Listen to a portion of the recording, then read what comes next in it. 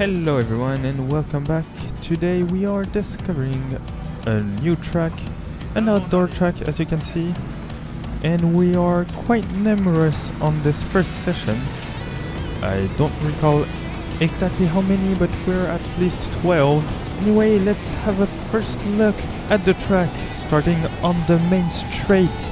As always, the sectors on the track map are completely irrelevant on the track itself. I made them up, as I almost completely lose it in turn 1.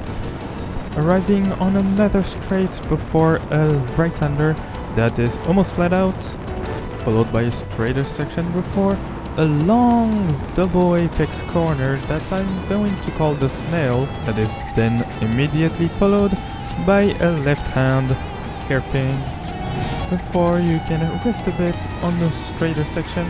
Another left-hand turn that is flat out this time, the second longest straight section, and then a braking point for the final biggest hairpin. And then we are again on the main straight to finish this lap. As you can see, a track that leans more on the faster side, like the track we discovered last week, but still with a bit of technique. While I pass those slower persons on the track, I have a target time to beat, the target being a 49 or lower, ideally a 48 or lower. Why do I have a target time? Well, that will be quite evident the next time I come on that track, so it will not be for this video. Moving on, I went to the side to try a pass into turn 2 or 3 depending on how you count. Couldn't do it for the guy in front, but I passed him right before the snail.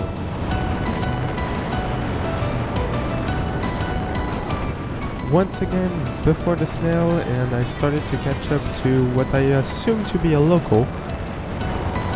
At least this time it took a bit more time before actually passing him.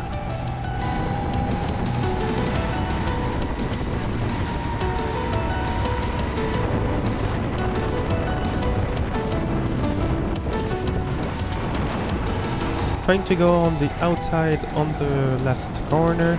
Unfortunately, he managed to block me, but unfortunately for him, I had a kart with a better exit speed, and I managed to pass him at turn 1. Once again at turn 1, a few laps later, I was catching up relatively quickly to kart number 47, who probably braked in turn 2 while I only lifted a bit, which means I passed him quite easily. Once again in the snail, a few laps later, I arrived on kart 42, who clearly had a bad exit. As the session ended, I went crawling at the snail's pace all the way to the pit lane. If you think that's everything that happened during this session, you'd be mistaken. You'll see very soon.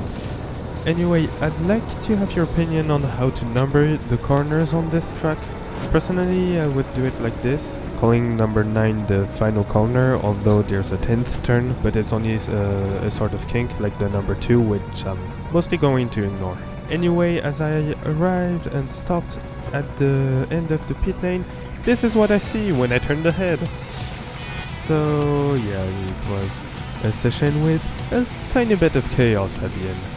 Anyway, leave me your first impression of this track in the comments, and let's move on to the second session. I was the third to leave the pits, meaning I was able to have a little bit of battle in the first few laps, and I realized that the two in front of me were, at least one of them, someone that I passed on the first session. Anyway, let's see what happens during the second session, and as a reminder, I still have this 49 or 48 second time to beat. The first pass was with kart 51, who left me a wide open gap into turn 7.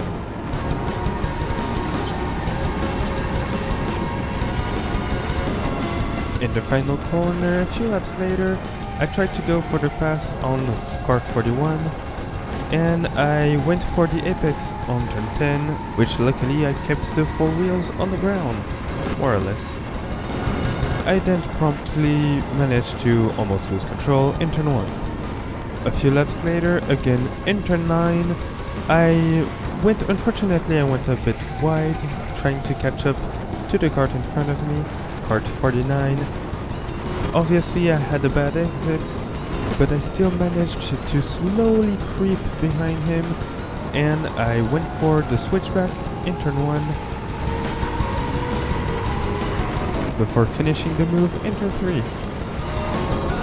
A bit later, always in turn 3, I was catching up to kart 57 and kart 43, who visibly picked up a little bit of speed since the last time I saw him. Kart 57 went a bit wide in the snail, which gave me the upper edge for the hairpin. I ended up in his back, and I almost got the straight line speed, but our speed were essentially the same. He managed to block me at the exit of turn 9, and unfortunately he had a way better exit speed than me, and I lost a few meters, to say the least. But I came back immediately after turn 1, and I went for at least to try a pass for turn 4, but unfortunately he was holding the racing line. In the snail though, I managed to keep a better racing line than him, and he basically went into the curbs, giving me a free position. A bit later, I catched up with kart 43, who was battling with kart 47. They, for some reason, went to the inside for turn 8, but being a near pin for turn 9 and me going a bit wide, I couldn't pass them there, but I had a better exit speed than both of them, and I almost went out of the track because of kart 47, who didn't know I was there, before him lifting a bit to let me through.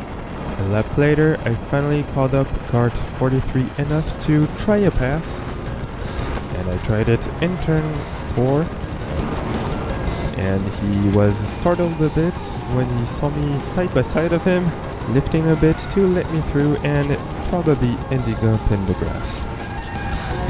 Taking advantage of having no one in front of me, I started to use a bit of human DRS to try to set the fastest lap. Obviously also using it in the main straight, but stupidly enough at the end of it only. Unfortunately, my camera decided to shut down without me realizing it.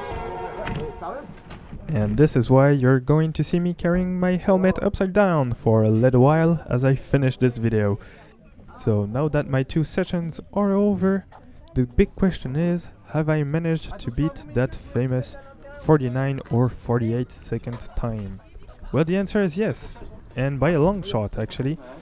I did a 47.0 in my first session, so that was nice, and I didn't unfortunately improve during my second session. I probably had a very good kart, but on that's the end of the video. I hope you enjoyed it. If you liked it, please leave a like and subscribe, and on that I'll see you in the next one.